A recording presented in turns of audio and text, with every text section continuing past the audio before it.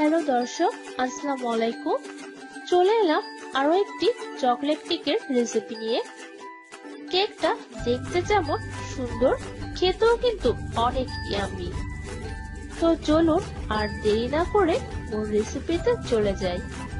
প্রথমেই একটি ছাঁকনির সাহায্যে আমি শুকনো উপকরণগুলো চেলে নিব। নিয়ে নিচ্ছি 1 কাপ পরিমাণ ময়দা, 1/4 কাপ পরিমাণ কোকো পাউডার, 1.5 চা চামচ বেকিং পাউডার এবং 1/2 চা চামচ বেকিং সোডা। সবকিছু খুব ভালো করে চেলে নিচ্ছি। এবার একটি হ্যান্ড হুইস্কের সাহায্যে নেড়েচেড়ে বোলটিকে সাইডে সরিয়ে রাখছি। অন্য একটি বোলে আমি 4টি ডিম নিয়ে নিচ্ছি। ডিমের কুসুমগুলোকে আমি আলাদা করে নিব, সেজন্য একে একে কুসুমগুলো বাটি থেকে উঠিয়ে নিচ্ছি। আমি হাত দিয়ে কাজটি করছি, তবে আপনারা চাইলে এগ সেপারেটরও ইউজ করতে পারেন। দেখতেই পাচ্ছেন আমি কুসুমগুলো উঠিয়ে নিয়েছি। এবার একটি ইলেকট্রিক বিটারের সাহায্যে বিট করে নিব 2 মিনিট। যখন বাবল ফর্ম হবে তখন এর ভেতর আমি চিনি অ্যাড করব। এখানে আমি 1/2 কাপ পরিমাণ চিনি নিয়ে নিয়েছি, তবে পুরো চিনিটা কিন্তু আমি একবারে অ্যাড করব না। চিনিটা 2 থেকে 3 বারে অ্যাড করতে হবে।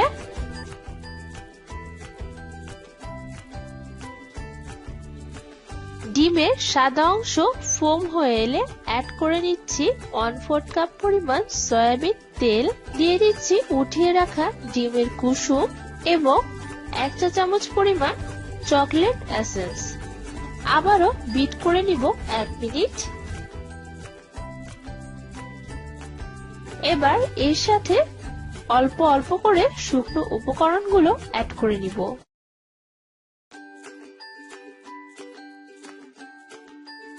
মিশ্রণটি খুব আলতোভাবে মিশাতে হবে।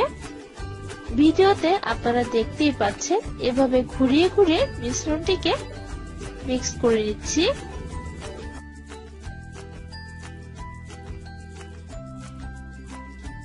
এখানে আমি একটি 5 ইঞ্চি সাইজের লাভ শেপ কেক মোল্ড নিয়ে নিয়েছি। মোল্ডটিকে আমি বেকিং পেপার বিছিয়ে নিয়েছি।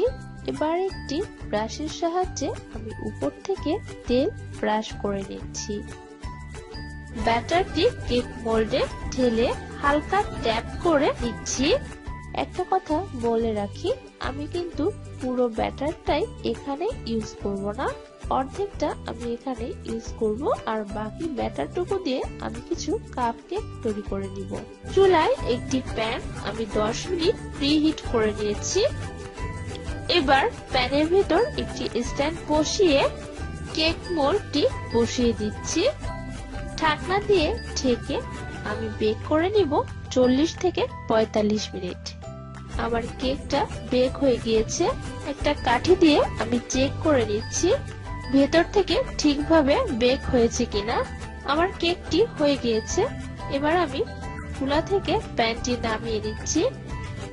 এবার আমি কেকের ক্রিমটি রেডি করে নিব, সেজন্য নিয়ে নিচ্ছি 1 কাপ পরিমাণ হুইপ ক্রিম। এখানে একটি কথা বলে রাখি, পাত্রটি এবং বিটারের কাঁটাটি আমি ফ্রিজে 2 ঘন্টার জন্য রেখে দিয়েছিলাম। 2 মিনিট বিট করা হয়ে গেলে আমি এর ভেতর অ্যাড করে নিচ্ছি 2 টেবিল চামচ আইসিং সুগার এবং 1 চা চামচ ভ্যানিলা এসেন্স।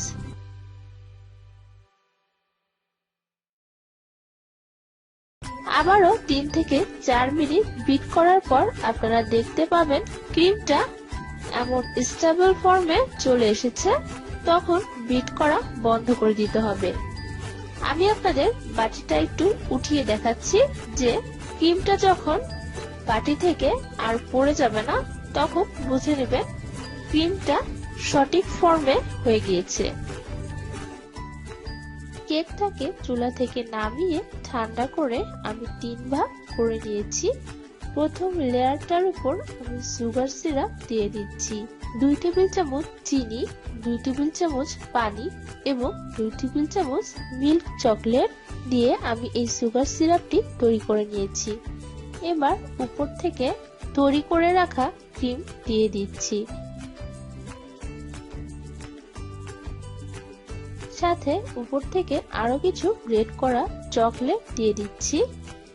এতে করে কেকের স্বাদটা একটু বেশি ইয়ামি হবে।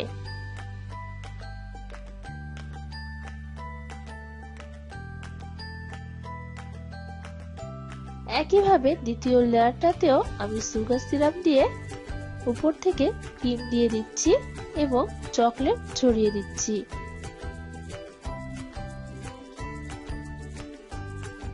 তৃতীয় লেয়ারটাতেও আমি একইভাবে সুগার সিরাপ দিয়ে উপর থেকে ক্রিম দিয়ে কোট করে দিচ্ছি।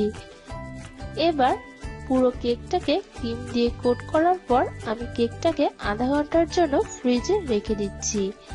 আমি এখানে একটি পাইপিং ব্যাগে কিছু রেড কালার নিয়ে নিয়েছি। এবার এর ভেতর আমি একটি বড় রোজ নজেল নিয়ে নিচ্ছি। দিয়ে দিচ্ছি তৈরি করে রাখা ক্রিম। এবার একটি রোজ নেইলের উপর আমি কিছু গোলাপ তৈরি করে নিচ্ছি।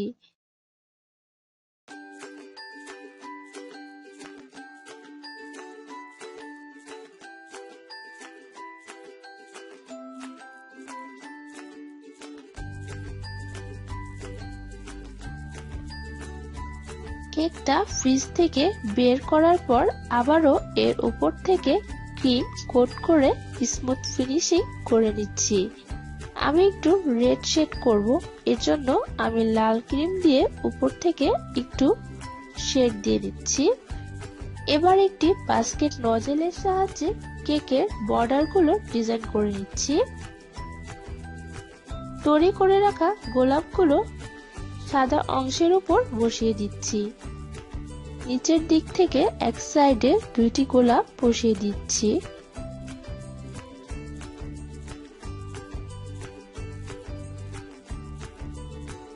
ব্যাস তৈরি হয়ে গেল আমার 1 পাউন্ডের ইয়াম্মি চকলেট কেক। আশা করি আমার আজকের রেসিপিটি আপনাদের ভালো লেগেছে। কেকটি যেহেতু আমার অর্ডারের ছিল, তাই আমি আর আপনাদের কেকটি কেটে দেখাতে পারছি না। আজ এখানেই বিদায় দিচ্ছি। আল্লাহ হাফেজ।